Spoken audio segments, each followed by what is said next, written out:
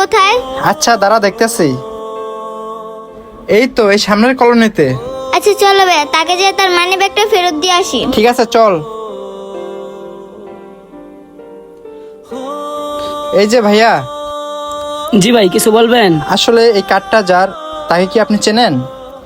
দেখি তো কার্ডটা কার। কার্ডটা তোমার স্যারের মনে হইতাছে। কেন ভাই, কি হয়েছে?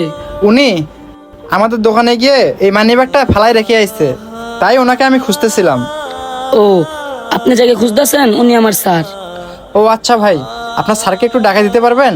উনি আসলে ওনার হাতে ওনার মানিব্যাগটা বুঝাই দিয়ে যেতাম। স্যার যে বাসায় আছে এটা ওদেরকে বলা যাবে না ভাই। স্যার তো এই মুহূর্তে বাসায় নাই। আপনি একটা কাজ করেন, মানি ব্যাগটা আমার কাছে দেয়া যান, স্যার আইলে আমি দেয়া দিই মনে।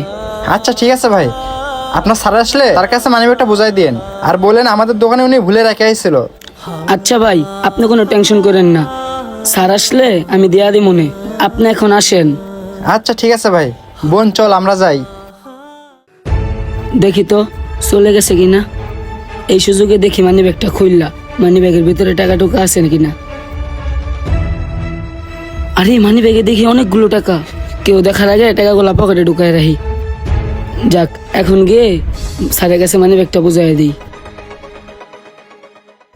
এই পিচ্ছি, তুমি মানি